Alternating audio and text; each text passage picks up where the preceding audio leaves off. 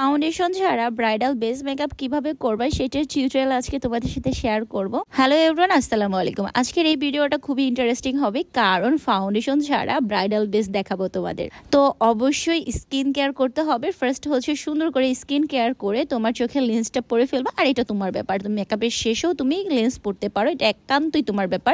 তো আমি সবসময় মেকআপ শুরু করার আগে চোখে লেন্স আর হচ্ছে আমার আইব্রোটা আর্ট করে নেই। ওয়েট, তোমরা হয়তো বা মনে করতে পারো ব্রাইডাল বেস মেকআপ দেখাবো কিন্তু আমার ড্রেস ওয়েস্টার্ন টাইপের কেন? কারণ আমার ফুল লুকটা ব্রাইডাল হবে না, জাস্ট আমার বেস মেকআপটা ব্রাইডাল করব। তো যাই হোক, এখন হচ্ছে আমি প্রাইমার দিয়ে দিচ্ছি। আর হ্যাঁ, অবশ্যই একটু ভালো মানের প্রাইমার দেওয়ার চেষ্টা করবা, কারণ মেকআপটা লং লাস্টিং করতে হলে প্রাইমারের কোনো বিকল্প নেই। তো প্রাইমার দেওয়া হয়ে গেলে কালার কারেক্টিং করতে হবে, কিন্তু আমি আজকে কোনো ধরনের কালার কারেক্টিং করব না। তো এই যে আমার হাতে যে প্রোডাক্টটা দেখতে পাচ্ছ, এটা হচ্ছে ক্রাইলনের প্যানিস্টিক। বেস্ট একটা প্রোডাক্ট, এই সামার টাইমের জন্য বেস্ট প্যানিস্টিক হচ্ছে ক্রাইলনের। অনেকে আবার ভাইবো না যে আমি প্যান কেকও ব্যবহার করব, না, একদমই না। জাস্ট এই প্যানিস্টিক দিয়ে আমি একদম ফুল ব্রাইডাল একটা বেস মেকআপ করতে যাচ্ছি। তো যাই হোক, সর্বপ্রথম সুন্দর করে প্যানিস্টিকটা দিয়ে আমি বিউটি ব্লেন্ডার দিয়ে ব্লেন্ড করে নিচ্ছি।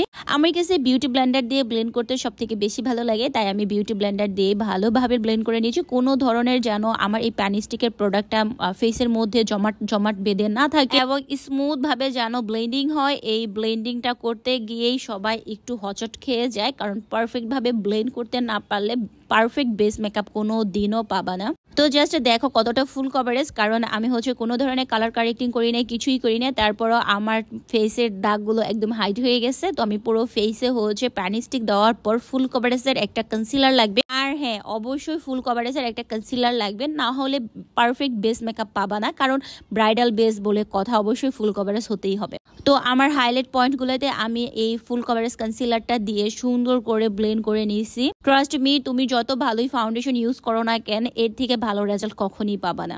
এরপর অবশ্যই আমার পেন স্টিক এবং আমার কনসিলারটা সেট করার জন্য সেটিং স্প্রে দিয়ে দিতে হবে। সেটিং স্প্রে দেওয়ার পর আমি ব্লাশ দিয়ে দিচ্ছি। এটা একদমই তোমার ব্যাপার, তুমি চাইলে এখন ব্লাশ দিতে পারো, চাইলে পরে ব্লাশটা দিতে পারো, এটা একান্তই তোমার ব্যাপার। তো অবশ্যই ভালো একটা সেটিং পাউডার দিয়ে তোমার বেস মেকআপটা সেট করতে হবে। তারপর নর্মালি হাইলাইটার, ব্লাশ, কন্টুরিং এই সব কিছু দিয়ে তোমার বেস মেকআপটা ডান করে ফেলবা। হ্যাঁ, এটা পারফেক্ট একটা ব্রাইডাল বেস।